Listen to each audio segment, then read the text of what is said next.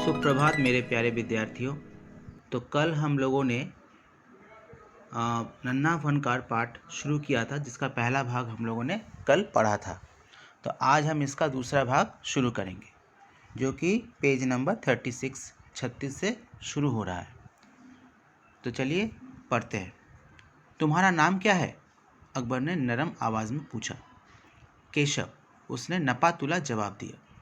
मतलब ज़्यादा भी नहीं, कम भी नहीं। केशव, क्या तुम मुझे नक्काशी करना सिखाओगे? उलझन में पड़े केशव ने तुरंत सिर हिला दिया। तब तो तुम्हें मेरे लिए हथौड़े और छेनी का भी इंतज़ाम करना होगा। केशव फुर्ती से अपने पिता के पास भागा गया और उनका छेनी हथौड़ा उठाकर उल्टे पांव लौट आया।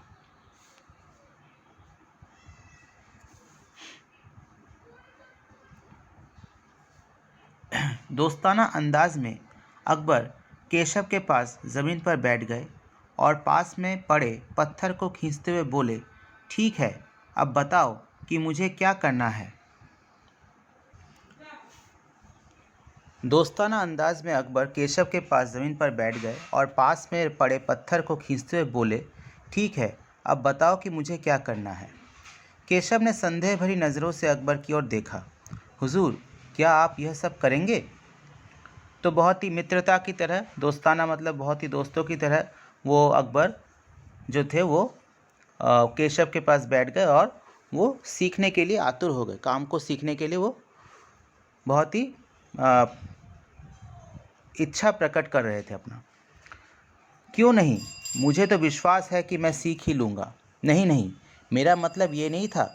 केशव सकपका गया, मतलब थोड़ा घबरा गया। दरअसल मैं कहना चाहता था कि आप इतने बड़े बादशाह हैं, ये ठीक नहीं लगता।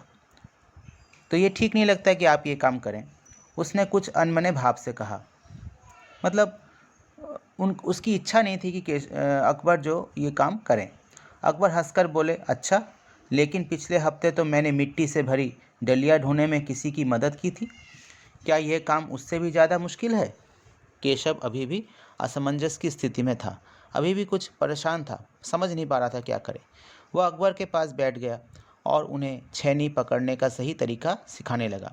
फिर जैसे कि केशव के पिता ने उसे सिखाया था, उसने कोयले के टुकड़े से पत्थर पर लकीरें खींचकर एक आसान सा नमूना बनाया, एक डिज़ाइन बनाया और गंभीरता से कहा, देखिए, सिर्फ इन्हीं लकीरों को बहुत ध्यान से तराशना है। अकबर ने पत्थर पर छेनी रखी और जोर से हथौड़े से वार किया, जिससे कटाव ज़्यादा गहरा हो गया। अरे अरे, नहीं नहीं, केशव ने तुरंत गलती पकड़ी। हथौड़े को आहिस्ता से मारना है, धीरे मारना है, ऐसे उसने करके दिखाया। और हाँ, अपनी आंखें थोड़ी मीच कर रखें, मैंने थोड़ा बंद करके रखें, छोटी करके रखें, वरना किरचें उड़कर आंखों में चली जाएंगी। अकबर मुस्कुराए, जी हुजूर। जवाब में केशव भी मुस्कुरा उठा, वो भी हंसा। वह लगभग भूल ही गया था कि उसकी बगल में बैठा यह व्यक्ति हिंदुस्तान का बादशाह है। एक अनाड़ी से वयस्क पर अपने काम की धाक जमाने में उसे मज़ा आ रहा था। एक अनाड़ी मतलब यहाँ पर अनाड़ी जो है वो अकबर को बोला गया है। तो उनकी तरह एक जो इस काम को जानते नहीं थे, जो ये नक्काशी का काम, पत्थर के ऊपर जो तरह तरह के डिज़ाइन बनाने का काम, वो ये जानते नहीं थे, तो उनके ऊपर अपनी धाक जमाने का, अपने असर प्रभाव पैदा करने का एक अलग ही मज़ा आ रहा था केशव को। वह बड़े ध्यान से देख रहा था कि अकबर किस तरह लकीरों को उकेर रहे हैं, किस तरह लकीरों को तैयार कर रहे हैं, लाइनों को बना रहे हैं। बादशाह से जरा सी भी चूक हो जाने पर फ़ौरन उसकी त्योरियाँ चढ़ जाती, और अगर बादशाह थोड़ी सी भी गलती करते तो वो गुस्सा करने लगता, वो थोड़ा क्रोधित हो जाता था। काम करते करते अकबर पूछ बैठते, केशव, सही नहीं है क्या? और केशव सिर हिलाकर अपनी असहमति जता देता। तो जब गलती होती तो केशव मना करने के रूप में अपना सिर हिला देता, असहमत हो जाता। अकबर इत्मीनान से बैठ गए और केशव को काम करता हुआ देखने लगे। अपने काम में खोए हुए उन दोनों को इस बात का एहसास नहीं हुआ कि आसपास मौजूद दूसरे संगत राष्ट्र उन्हें बड़े कौतूहल से देख रहे हैं। अकबर ने गौर किया कि केशव पत्थर पर बने नमूनों को ही नहीं तराश रहा बल्कि अपनी तरफ से भी उसमें कुछ जोड़ रहा था, जिससे वे डिज़ाइन ज़्यादा खूबसूरत लग रहे थे। तो अकबर बड़े ही आराम से वहाँ पर बैठ गए, इत्मीनान मतलब आराम से बैठ गए और केशव को काम करता हुआ देखने लगे। तो अपने काम में खोए उन दोनों को इस बात का पता भी नहीं चला, एहसास भी नहीं हुआ कि दूसरे संगतराश जो आसपास जो काम कर रहे थे, वह सेम काम, वही काम जो कर रहे थे, उनको बड़े कौतूहल से देख रहे थे, उत्साह के साथ देख रहे थे। अकबर ने यह भी गौर किया कि केशव पत्थर पर नमूने को ही नहीं तराश रहा था बल्कि अपनी तरफ से भी उसमें कुछ जोड़ रहा था, माने अपनी तरफ से भी कुछ नया नया तैयार कर रहा था, नया नया डिज़ाइन, नए नए आकृतियाँ उसमें जोड़ रहा था, जिससे कि वो बहुत ज़्यादा खूबसूरत लग रहे थे, बहुत ज़्यादा सुंदर लग रहे थे। तो बच्चों आज हम लोग इतना ही रखेंगे, दूसरा भाग है ये इस पाठ का।